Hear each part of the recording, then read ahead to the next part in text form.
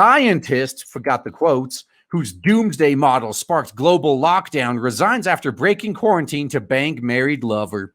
So the same people who are fear-mongering about why we need these lockdowns, why we need these quarantines, oh, we're all going to die if we don't isolate, they clearly don't even believe their own fucking bullshit, because every one of them seems to be getting caught violating their own social distancing, quarantine, lockdown laws.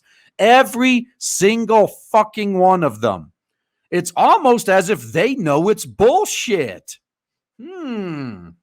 Professor Neil Ferguson, whose dire beer virus predictions prompted worldwide lockdown measures still in place, broke his own advice on the need for strict social distancing to hook up with his married lover, according to the Telegraph.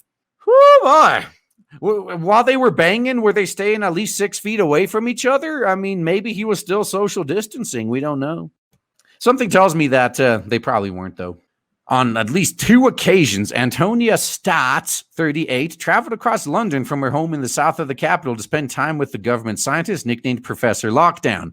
The 51-year-old had only just finished a 2-week spell self-isolating after testing positive for the beer virus. 51 and he's fine. Professor Ferguson told the Telegraph, I accept I made an error of judgment and took the wrong course of action. Yeah, you did that when you recommended the lockdowns. I agree. Now, how are you going to make up for it? I have therefore stepped back from my involvement in SAGE, the government scientific advisory group for emergencies. He's probably still on plenty of boards and shit like that, though. I acted in the belief that I was immune, having tested positive for beer virus and completely isolating myself for almost 2 weeks after developing symptoms. I deeply regret any undermining of the clear messages around the continued need for social distancing. Yeah, because that is what happened. At least he acknowledges it. When we see the people who are pushing for this shit, when we see this, when we see them ignoring their own guidelines, all the rest of us like, oh, okay, it's clearly not as bad as they're trying to fearmonger because none of them take this shit seriously. Why should we? Why the fuck should we? To control this devastating epidemic, the government guidance is unequivocal and is there to protect us all. Nah, it's there to control us is what it's there for. Ferguson, who resigned from his government advisory position Tuesday, predicted that up to 500,000 Britons and 2.2 million in the U.S. would die without measures. Somehow Sweden, which enacted virtually no measures to mitigate the virus, has a lower per capita mortality rate than the U.K., Italy, Spain, France, Belgium, and the Netherlands, all of which enacted lockdown measures. And whilst computer models were flat wrong, Ferguson, who leads the team at Imperial College London, has frequently appeared on media to support the lockdown and very intensive social distancing measures. Well, if you support it so much, why don't you start by being the change you want to see? Why don't you social distance, huh? Why don't you? All right. Of note, Ferguson and Stotz hooked up on March 30th, the same day he gave a public warning that the 1-week-old lockdown measures would need to remain in place until June. Stotz, a left-wing campaigner, visited again in April 8th, despite telling friends that she thought her husband might have come down with the beer virus. Oh, it doesn't matter.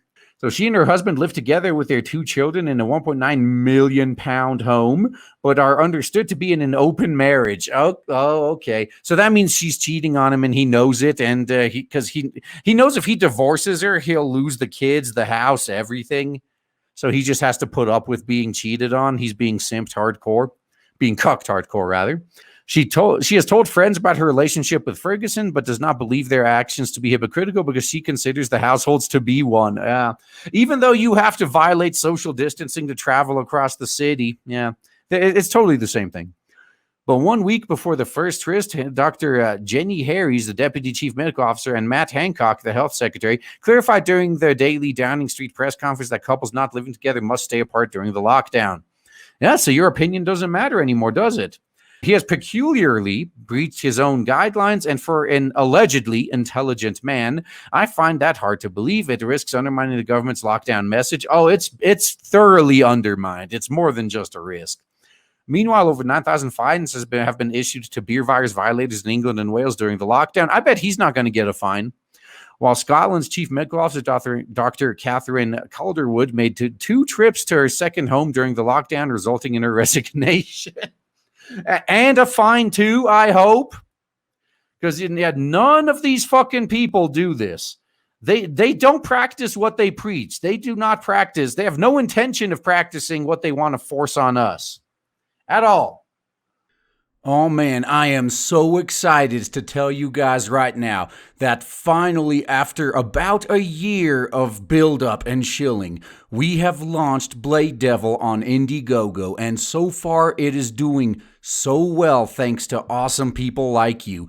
If you haven't backed it yet, then please check the links in the description and check out Blade Devil on Indiegogo. You will not be disappointed. Looking forward to seeing you there.